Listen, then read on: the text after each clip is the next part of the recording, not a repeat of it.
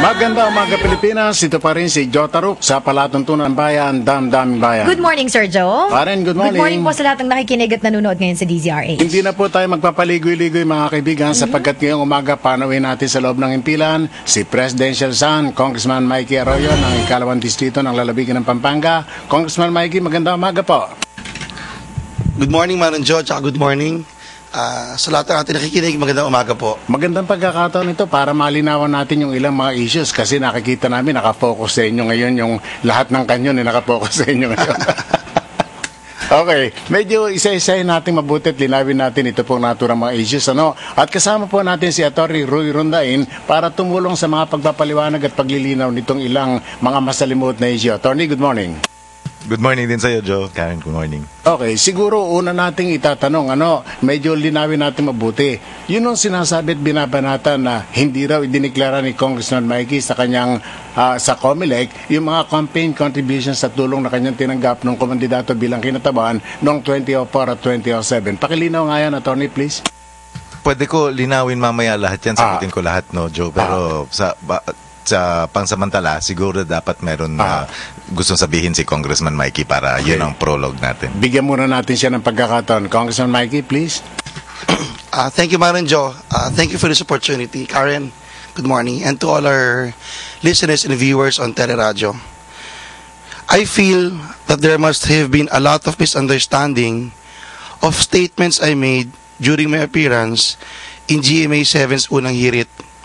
Recently, on the heels of negative reports by a group of journalists on my statement of assets and liabilities, or SAL. I appeared in the GMA 7 program with all the intentions to explain each and every aspect of my SAL. That was my only reason for going there.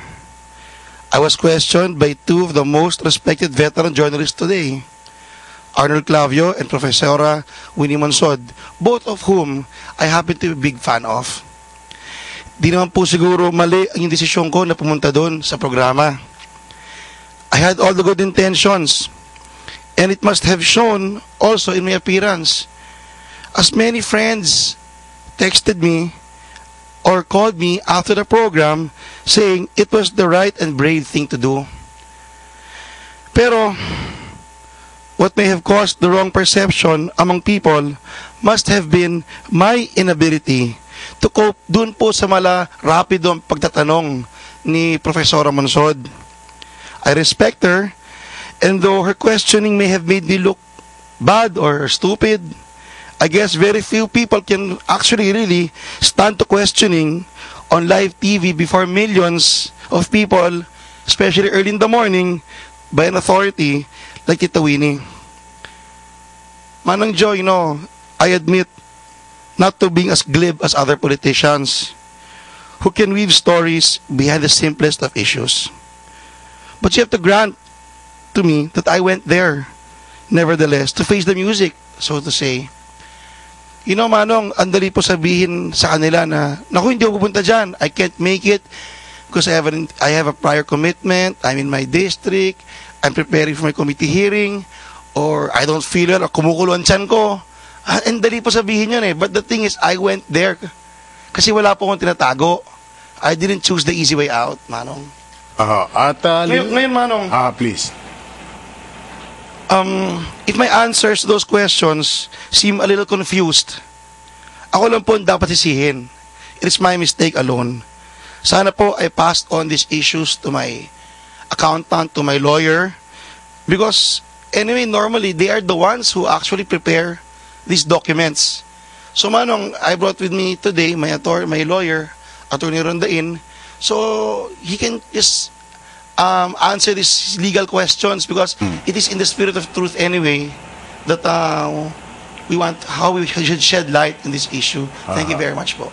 Okay, thank you. At kaya pala hindi kami magtataka kung bakit ngayong umaga kasama mo na yung iyong abogado, si Atty. Rondain.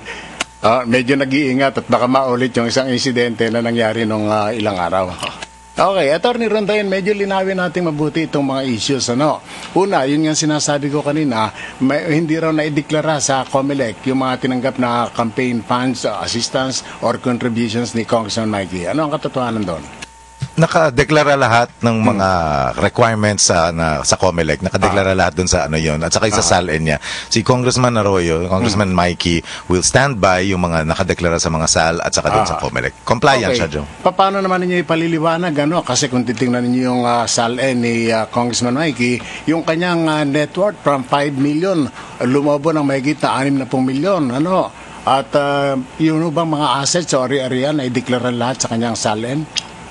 Nakadeklara rin yun, Joe. No? Ito nga, hindi nga naliwanagan kasi medyo bias yung pag-interpret nung unang lumabas yung report. Kung titignan mo yung SALN niya, na unang-unang final niya, nakadeklara nga doon 6 million. Pagkatapos, a few months later, nag-file din siya, bumaba pa nga, naging 5 million lang. A few months later, kinasal siya kasi yung unang SALN niya, bachelor pa siya noon. Nung kinasal siya, precisely because gusto niyang ideklara yung mga joint assets na nila nung asawa niya, nag-file siya ng supplemental SALN. Kasama na dun yung mga wedding gifts. Kasama na dun lahat yun. Yun nga nung napanood ko yun sa unang hirit, sinasabi nga ni Mikey, as much as possible ayaw niya sagutin dahil gusto niya sana protektahan yung privacy nung asawa niya. Kaya lang, nung nagkakapilitan lang at saka ayaw naman bitawan itong issue na to kahit na malinaw sa mga SALN, ideklara na natin. Maraming pera. Isa pang yung asawa niya, independently wealthy. Isa pang dapat linawin natin yung property sa San Mateo, California. Medyo pa ulit-ulit na binabanggit ito, Ano bang katotohanan na hindi ito nakasama sa deklarasyon? Ay, hindi totoo yun, John. Malinaw din yun sa SALN. Nandun yung Beachway, shares in Beachway Corporation. Corporate talaga yan. Yung property, pag-aari ng korporasyon. Correct. At yung korporasyon, stockholder si Mikey. At hindi majority, minor pa. At listed yun doon sa kanyang SALN. Listed. Yung pagiging stockholder ng korporasyon. Listed. Yun. Okay, yun naman sinasabi ni Congressman Mikey na di man may mga tumulong sa kanya nung kampanya. Mga donasyon ba ito o tulong lang? Ano ba ito? Pera o paano?